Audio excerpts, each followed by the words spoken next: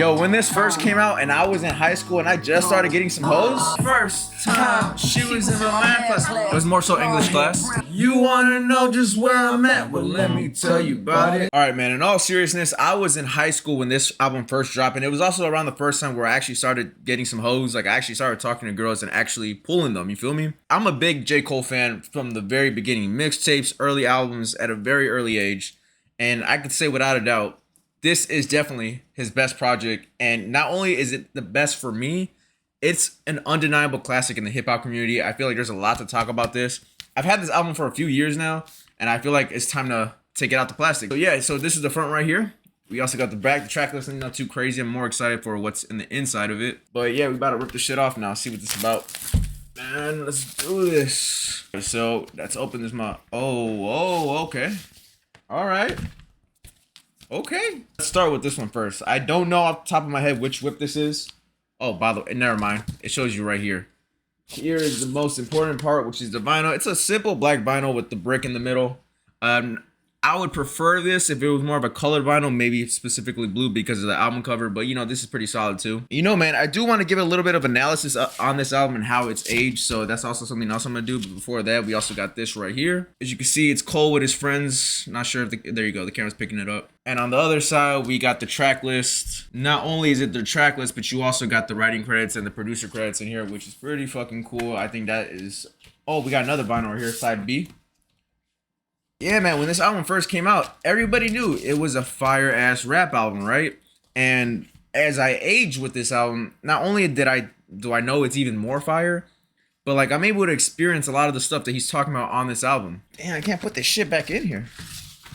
So pretty overall, just basic vinyl, still pretty solid. I mean, you can't go wrong with the sleek look and just the overall simplicity of it. And this album right here means so much to me. It didn't just shift a moment in hip-hop, it shifted a moment in my life and my own personal music taste. Like, J. Cole was always in my top 3 to 5 favorite rappers of all time before this, but once this dropped, he was definitely in my top 2. And honestly, he is number 1 to me right now at this very moment. I mean, bro, I got story times for a majority of these tracks. I mean, you can start with the intro. When you first heard the intro, it's a cool track, right? But then as you get older, he talks about, do you wanna be happy? And as somebody who's still going through life and trying to figure it out, that song just means a lot more today rather than when it did when it first released. Going on to January 28th, holy shit, bro. He was rapping his ass off, but that's something that we know him to do all the time now. And then you got 03 Adolescence. So people with really good childhoods will still listen to the song and kind of pretend like they didn't have a good childhood. That's how you know the song is pretty fucking fire. But it's also a very introspective track, a very honest one, and it's one of those tracks where you can just listen to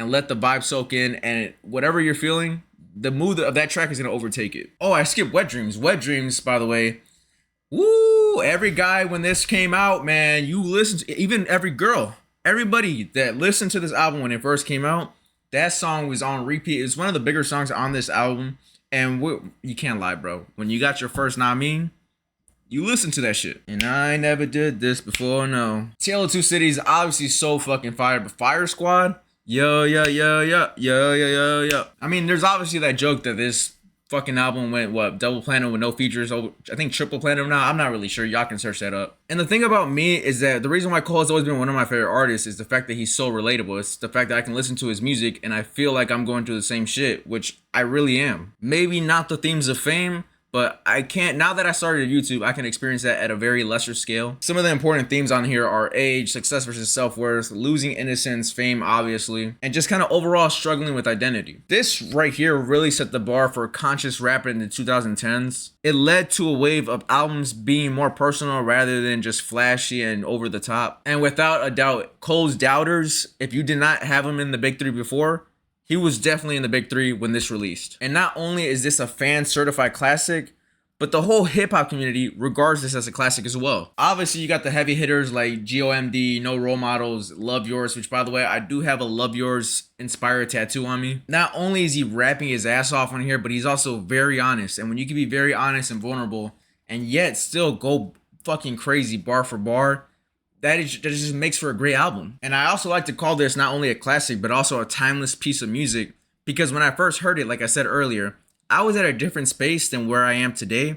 And back then I was just like, yo, this sounds fire and he's rapping his ass off. I automatically love it. But today, not only are those two things true, I am going through the life experiences that he detailed on this project. For example, when I first heard Love Yourz when I was 15 or 16 when this album came out, that was a message I needed to hear, but I didn't really care for at the time because I obviously want to buy the new car. I obviously want the baddest girl. I obviously want all these things. Fast forward some time now, I might have gotten some of those things and I didn't find fulfillment or any sort of happiness with that. And again, you're not going to be happy until you're content with what you have, which is why he says Love Yourz. I fucking love that song, which is why I have an inspired tattoo of it. Say whatever you want about me, but that song is absolutely flawless. I don't have too many vinyls, but I have this one specifically because it's more than just music to me. It's something that connects with me and it's something that I carry on and I see a reflection of myself. As you can see by the wall, that was where the J. Cole vinyl was hanging. I kind of just took it off for this video.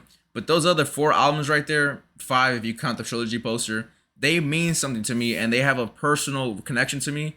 And I only put albums that I really, really feel that way about. And I don't know if you ever been to a J. Cole concert, but when you go to a J. Cole concert, when he brings up, by the way, he brings them out. If you haven't been there, he brings them out. And the girls there, a lot of those, I've noticed, I'm not a guy who really pays attention, but you can't help but pay attention when they're around you. They specifically go off with the songs that come on from this album. On here, he does a very great job of balancing storytelling that connects with the vast majority of people and being a high-level rapper. Obviously, as his career continues, he is rapping at an elite level that is way more extreme than this. But this will always be my favorite album of his, not only because it connects with me, because it got me through high school, it got me through college, and even in my adulthood, it's still there with me. No matter if I'm sad, no matter if I'm content and happy, no matter if I'm feeling braggadocious or just want to get my shit off, there's a song in here for everybody.